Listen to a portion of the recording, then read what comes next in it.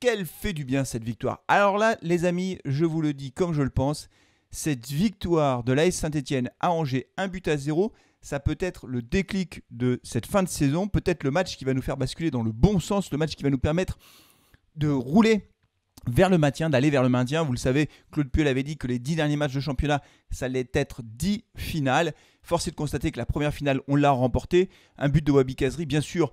Je vais y revenir dans quelques instants en faisant le débrief de ce match, mais c'est vrai que psychologiquement et au classement, cette victoire de l'AS Saint-Etienne, elle arrive vraiment au bon moment. J'avais dit dans l'avant-match que c'était un match crucial. Un de plus, me direz-vous, oui, mais celui-là, on l'a gagné. Et ça fait toute la différence. Avec une équipe de l'AS Saint-Etienne aux deux visages. Première mi-temps, tristounette, pour ne pas dire autre chose. Et une deuxième mi-temps, beaucoup mieux, bien meilleure, de la part des Stéphanois, avec plus d'animation offensive. Bien sûr, je vais rentrer dans le détail des performances de chaque joueur, pas tous les joueurs, mais en tout cas des joueurs que je retiens de ce match. Dans la deuxième partie de carton rouge de cette vidéo, on parlera de Mister Kazri. Kazri is back, Wabi is back. Et oui, parce que c'est quand même l'homme du match, évidemment. Je vais en parler un petit peu, j'ai 2-3 trucs à dire sur Wabi Kazri. Et enfin, on terminera sur la fin de championnat. Est-ce que les vieux vont nous sauver? Moi, je vous pose la question, on en parlera dans la troisième et dernière partie de carton rouge.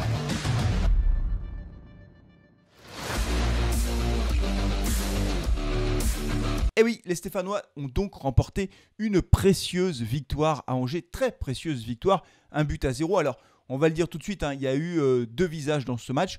Une première mi-temps soporifique, franchement très pauvre techniquement pendant le live. Je crois que tout le monde était d'accord pour dire que c'était d'un ennui profond, beaucoup de déchets techniques, pas grand-chose. Alors bien sûr, les Verts ont tenu. Angers ne s'est pas du tout montré dangereux. Zéro Angers, rien du tout. Malgré Loïs Diony, non je plaisante, allez j'arrête de le taquiner, ça sert à rien maintenant, il n'est plus à l'AS Saint-Etienne. En tout cas, une équipe d'Angers qui n'a rien monté en première mi-temps. Ce sont les Verts qui se sont créés les deux seules occasions de cette première mi-temps. Wabi Kazri, 2 fois, une tête d'abord sur un service de Denis Bouanga qui jouait sur le côté, Denis Bouanga qui centre, Wabi Kazri qui reprend de la tête, mais Bernardoni dévie ce ballon d'une claquette.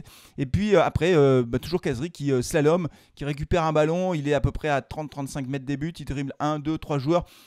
Il arrive devant le gardien du gauche, mais il n'arrive pas à ajuster sa frappe, il glisse.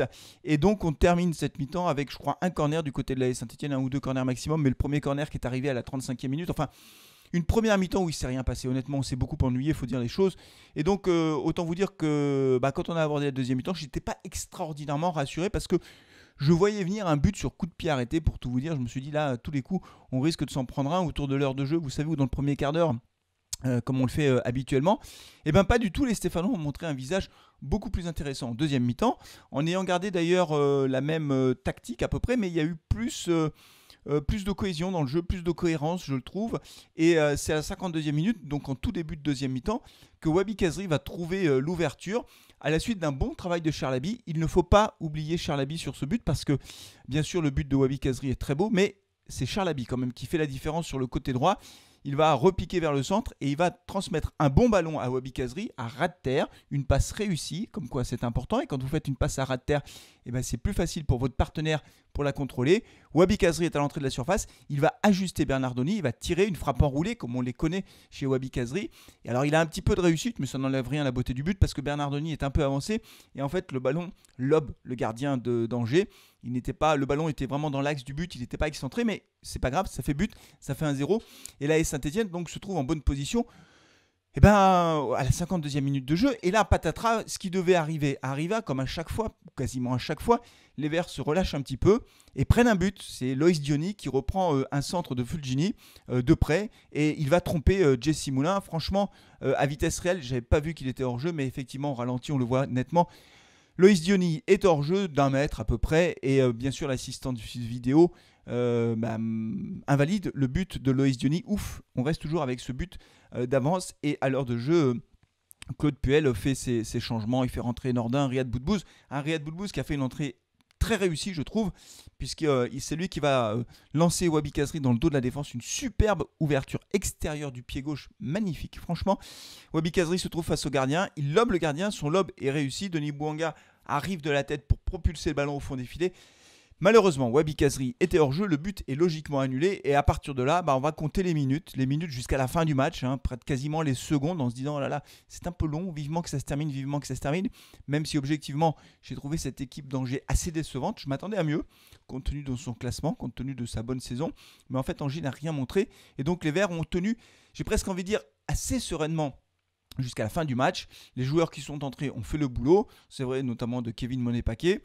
Je trouve que le milieu de terrain récupérateur a été excellent. Camara a fait un très bon match. Youssouf aussi a fait un bon match. J'ai trouvé bon Youssouf. Ça m'a fait plaisir parce que je pensais qu'il avait besoin de temps de jeu. Et puis derrière, ça a été solide. Kolo a fait un bon match. Il faut le dire aussi. Kolo, on lui tape souvent dessus. Mais là, dans l'axe, je pense qu'il est meilleur dans l'axe en fait. Peut-être. Il a été bon aux côtés de Cissé. Mais vous savez que j'ai l'impression que Kolo, il a besoin d'avoir un très bon défenseur central à côté de lui, ça le rend meilleur. Et puis le jeune So, qui était titularisé dans l'axe, a lui aussi fait un très bon match. Donc globalement, une équipe stéphanoise qui a plutôt été bonne. Un Denis Bouanga qui a fait beaucoup de boulot de récupération, qui a été pas mal sur le plan défensif. Sur le plan offensif, il y a encore un peu de déchets. Il rate quelquefois des passes, des trucs. Mais bon, globalement, voilà, j'ai trouvé qu'en deuxième mi-temps, l'équipe avait monté d'un cran. Ça a suffi face à une petite équipe d'Angers,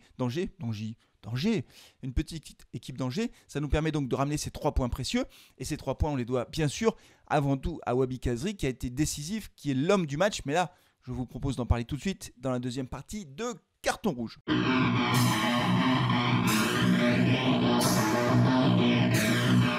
Wabi is back, Wabi Kazri est de retour, ça y est, l'attaquant marocain, on le retrouve enfin tel qu'on l'a connu lors de son arrivée à l'AS Saint-Etienne, un Wabi Kazri qui sait être décisif, un Wabi Kazri qui se bat, parce que c'est un guerrier sur le terrain Wabi Kazri, et je le trouve bon Wabi Kazri. Alors si vous êtes fidèle de Carton Rouge, vous l'avez remarqué, ça fait plusieurs fois que je notais les bonnes entrées en jeu de Wabi Kazri. Il n'était pas titulaire, souvent il rentrait en cours de match, mais il faisait des bonnes entrées. Et là il a été titularisé et il a marqué, il a été décisif, et en première mi-temps c'est lui qui s'est créé les occasions. Wabi Kazri est meilleur. Voilà, on retrouve Wabi Kazri. Alors, pourquoi retrouve-t-on Wabi Kazri ? Je pense qu'il y a au moins 2 raisons qui expliquent ce retour en forme de Wabi Kazri qui arrive au bon moment, il faut le dire quand même, au moment où on lutte pour notre maintien en Ligue 1. Le premier, c'est un point physique. Je trouve qu'il a retrouvé une bonne forme physique. On le sent mieux sur le terrain. Et Wabi Kazri, s'il n'est pas en forme physique, s'il a un peu trop... s'il a des kilos en trop, il devient mauvais Wabi Kazri. Et là, il est bon, il est affûté. On sent que physiquement, il est là, il répond présent sur le terrain, il se bat comme un guerrier. Voilà, il se bat comme un guerrier sur le terrain et il arrive à garder sa lucidité, ce qui veut dire qu'en fait, il est quand même s'il a raté des trucs, notamment sa frappe en première mi-temps, mais globalement, on sent qu'il est là et on sent que physiquement ça va beaucoup mieux, donc c'est une très bonne nouvelle. Il revient en forme au bon moment. Claude Puel a d'ailleurs dit que son but était un chef-d'œuvre. Alors, moi je dirais pas chef-d'œuvre, mais c'est un très beau but.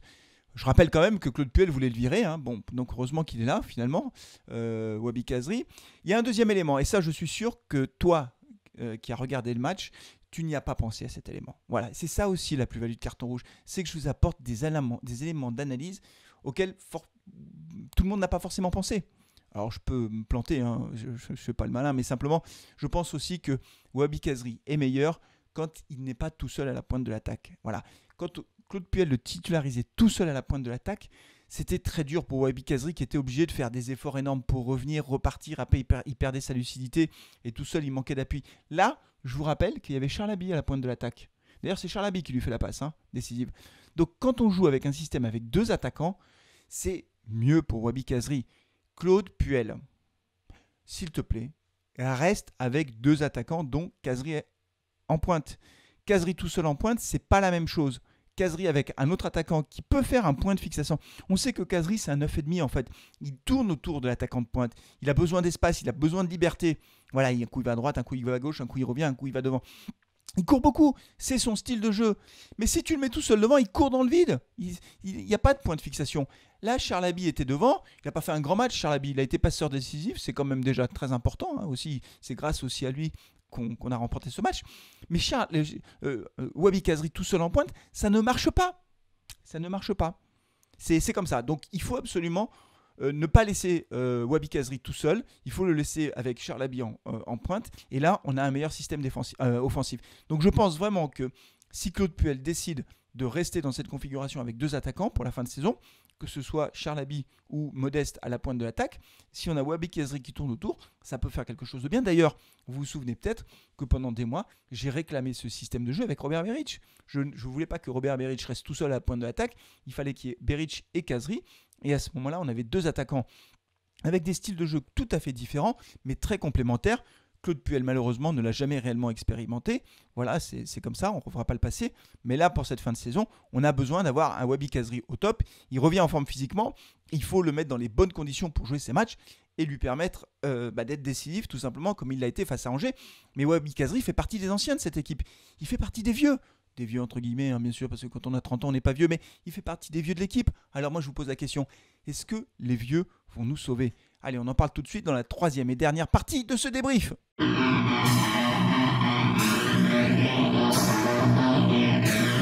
Alors les vieux? Eh ben oui, les vieux, on n'en voulait plus à Saint-Étienne. Allez, dehors les vieux. Allez, Riyad, tu t'en vas, Khazri, tu t'en vas. Tous, allez, hop, dehors les vieux, place aux jeunes. Eh oui, mais les jeunes, d'accord, mais il en faut. Mais trop de jeunes, ça nous donne quoi? Ça nous donne une saison laborieuse. Et force est de constater que quand on est dans une situation difficile, eh ben les anciens, avec leur expérience, eh ben ils sont là, ils nous aident. Et heureusement qu'ils sont là. Et j'espère que Claude Puel l'a compris pour la fin de saison. On va avoir besoin de tout le monde. Alors ça ne veut pas dire que rien que les anciens vont nous sauver. On a besoin aussi des jeunes. On a vu que Camara, même si c'est plus un tout jeune, mais enfin c'est un jeune joueur malgré tout. Il répondait présent. Youssouf aussi. Que So est là. Que voilà. Bon. Donc, mais les anciens, ils sont là aussi. Hein.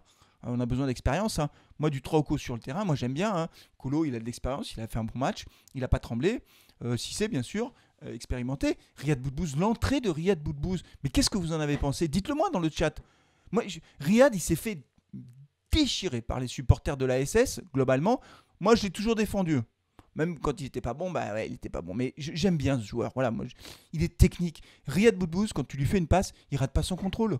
Le ballon, il part pas à 3 mètres. Vous avez vu ce qu'il a fait dans le match quand il est rentré? Il n'a pas perdu un ballon. Franchement, il a fait une super entrée, Riyad Boudbouz. Dites-le moi, au moins, même toi qui critiques Riyad Boudbouz, oui, toi, je te vois derrière ton écran d'ordinateur, tu peux au moins lâcher ce petit commentaire. C'est vrai, sur ce match, Riyad a été bon. Ça ne te prend pas beaucoup de temps et c'est reconnaître que Riyad Boudbouz a fait une super entrée à Angers, tout simplement. Il a gardé le ballon, il a su orienter le jeu. Encore une fois, il a failli être passeur décisif pour Khazri en deuxième mi-temps. Moi, je l'ai trouvé excellent. Donc, on a besoin de ces joueurs. En fait, la morale de tout ça, si je puis dire, la leçon de tout ça, c'est que la méthode Claude Puel, qui au départ consistait à dire les anciens, j'en veux pas, n'était pas une bonne méthode. Je pense qu'il avait raison de dire qu'il fallait plus de place pour les jeunes, qu'il faut leur donner du temps de jeu pour voir les meilleurs éclore en quelque sorte, les meilleurs s'épanouir. Et c'est vrai que quand on voit Moefek, on se dit c'est un joueur qui a du talent, qui a du potentiel. Quand on voit Gourna, on se dit waouh, il y a un joueur là qui va devenir un grand joueur. So, c'est pareil, c'est un très bon joueur. Voilà. Après, il y en a d'autres qui n'ont pas encore réellement confirmé toutes les attentes qu'on met en eux. Moi, j'aimerais bien voir un peu plus Ben Kedim, par exemple. Rivera, je suis un peu plus dubitatif, mais on ne peut pas, c'est la leçon, tout miser sur les jeunes quand on joue en Ligue 1. Hervé, Carton Rouge TV, l'a dit à 1000 fois, on ne peut pas jouer le maintien avec une équipe Gambardella, ça n'est pas possible, c'est trop. Donc le bon équilibre, c'est oui des jeunes, les faire rentrer en cours de match, pour les meilleurs, les titulariser quand il y a des absents, comme So par exemple, et puis après les anciens, on a besoin des anciens. Mathieu Debuchy, il va revenir, Mathieu Debuchy va contribuer à nous permettre de nous maintenir, et Riyad Boudbouz aussi, et Khazri aussi, bref, on a besoin de tout le monde, et moi je suis très content de voir que Claude Puel, là pour le coup, il est pragmatique, parce qu'il a quand même titularisé Khazri, et que Boudbouz, il l'a fait rentrer en cours de jeu, parce qu'il n'est pas bête, Claude Puel. Il peut faire des erreurs comme tout le monde, mais il voit bien que les gars, quand même sur le terrain, ça tient la route et qu'on a besoin d'eux. Voilà les amis, ce que je voulais vous dire, mais voyez, je fais un débrief avec un petit sourire, on est mieux là, on n'est pas bien là pour ce week-end, là, ça démarre bien quand même. Hein. Allez, 33 points, on se rapproche petit à petit des 40 points, il reste 9 matchs, et puis on va se maintenir, c'est tout. Moi je le vois comme ça. Voilà, c'est tout pour aujourd'hui les amis, merci d'avoir suivi cette vidéo, merci d'avoir suivi le live. N'oubliez pas de la liker d'ailleurs, si elle vous plaît. Et puis vous pouvez même la partager. Il ne vous arrivera rien en plus. Faire connaître Carton Rouge TV, vous abonner si ce n'est pas déjà fait, vous appuyez sur la cloche de notification. Et puis on se retrouvera pour le prochain match à domicile face à Monaco. C'est vendredi soir. D'ici là, prenez soin de vous, portez-vous bien et allez les Verts. Ciao.